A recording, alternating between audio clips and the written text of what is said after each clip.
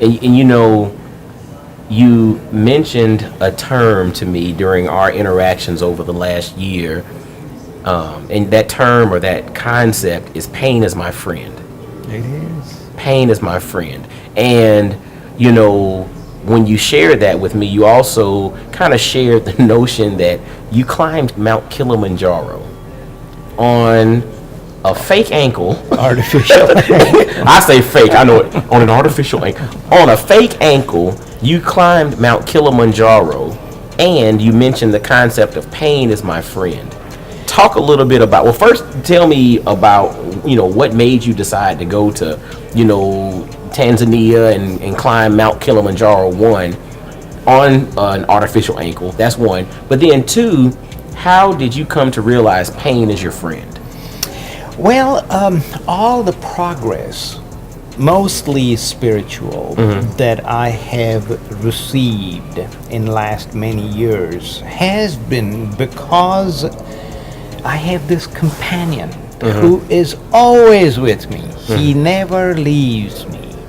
So I feel so secure within that I have someone with me at all the time, and he's my pain. He is my chronic pain. He is my best friend. He is always there, never deserts me. Okay? Yes, it does, add complications at certain times when I want to go from here to there or be able to do things. I can't because of it. But overall, I think he has given me what I needed. And as far as the trip to Africa, it's funny. When I first went to Africa, this was many years ago, and I've been there 5 times, someone told me, once you go to Africa and come back, you will never be the same person ever again. And I had traveled fairly extensively, and I didn't understand it. Well, one has to experience it. And I still don't know why such is the case. Probably because that's where we all originated. So when you get back to your roots, that's right. How can you be the same person ever again? I agree. So here I am in Kenya and Tanzania doing the safari, which, is a thing to do. That's right. That's okay. Right. I went on one. Yeah. So I had planned on it for many years, and finally it happened, and I'm there. And when I finished the safari, I see this guy, almost a godlike figure, up in the sky, just slowly piercing the clouds, and that tip beginning to show up, and it is covered with ice. And I'm with a colleague who's traveling with me. We are on a group tour. I said, Sandy, what is that? And she said, that's Mount Kilimanjaro. And I was totally flabbergasted. I had envisioned when I was healthy that one day I will go and hike Mount Kilimanjaro. All these years later, I'm 60 years old. I've had all these health issues, and I now have an artificial ankle which had been just installed 8 months ago. Okay. At North Carolina, Durham Research Hospital, and I have strict instructions to walk very small amounts on a flat surface. Very limited. These were FDA regulations that the doctor is suggesting. And here I am in Kenya and Tanzania, and I happen to see what seems like a message to me. And I took that challenge. Wow. And I hired a company, and they arranged at the last minute a group tour of 1. So I am the only person, and of course we had a crew of 7 because it takes that many to take the party up, whether it's party of one Or a party of 10. They have to have that many people. So here we are, and I start, and it is supposed to be a week-long trip, up and down, and I just wanted to set my foot on it because I thought I could do that, and that's probably the safest thing to do. Hold on. So you never, the initial thought was to not summit. No, It was just, I want to set foot on, Mount Kilimanjaro. and that's it. And that's it. And it just so happened that Gilbert, who was my guide, he was in his 30s, very strong built, and he knew nothing about my health issues. He knew nothing about my artificial ankle installed 8 months ago, and he told me I should try one more day. And I listened to him, and I climbed Mount Kilimanjaro for day 2. At the end of the day, each day they have huts that they set up for you Okay. to where you sleep. Okay. And this is why you need all these people, you know, Okay. to carry the food, to cook for you, because you are expected to eat That's a right. lot of calories. That's right. It's a tremendous amount of physical effort. Water and what have you, because they don't have anything. The generators, the lights, everything, the fuel, everything has to be carried, and that's why That's right. they need so many porters. But this guy, every night, will come and talk with me and convince me that I can go one more day. One more day. And in so doing, 6 days later, I am standing at the summit of Mount Kilimanjaro at age 60 with an artificial ankle.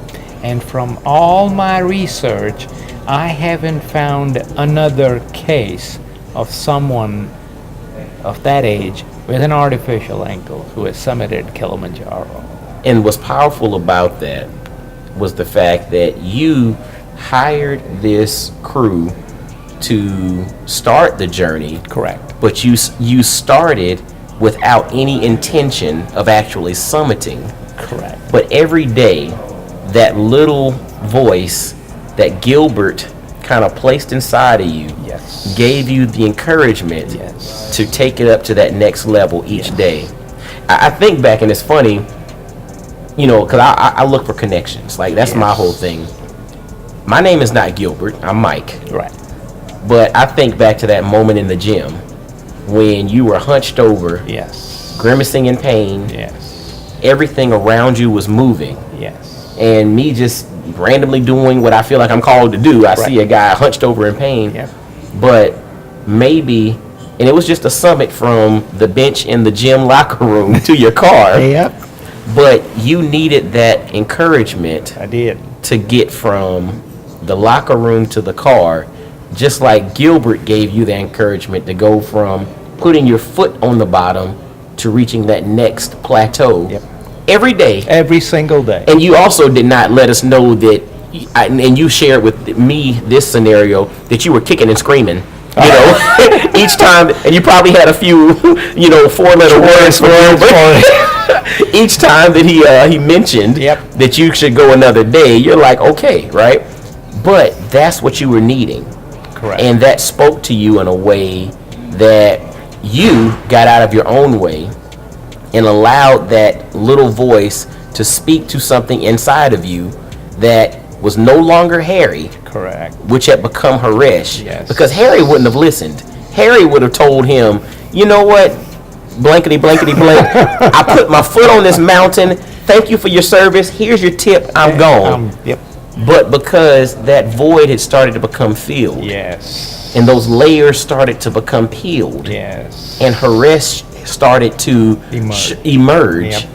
Yep. you were able to receive Gilbert, Yes. which then allowed you to reach this peak Yep. that potentially puts you in a category of very few, not potentially, it puts you in a category of very few people in the world. Yep. And the funny thing is, because he had been guiding tourists for years, he knew how stupid tourists are, can be. So I wanted to walk with him, and he was walking exceedingly slow, because the mantra is in Swahili, pole pole, and Pole, pole. and it means slowly, slowly. That's right. Because you do not want pulmonary or cerebral edema, which is what some tourists who think they are strong and young and get to the summit in 2 days end up with. There is a reason to why you must take steps slowly, and he always wanted me to follow him. And from time to time, because he was so disgustingly slow, I would walk by his side and he will tell me, Haresh, behind me. And there were times when I wanted to tell him off. Trust me. I know you did. See, that was Harry coming back a little bit. There you go. Hey, you wanted to tell Gilbert, get the F out of here. But I listened. And there was a reason. Because I needed that. I needed to be trained to be the kinder, milder, gentler, mellower Haresh. You listened. And it's interesting. Again, I look for connections and themes. Your father gave you a path and you listened. Yes. When you met Hannah, you all moved to America. You wanted to move back. Yes. But she wanted to stay. She had a vision. Correct. You listened. Correct. You became Harry. You didn't quite listen. Correct. The accident happened. You were forced to listen at that moment.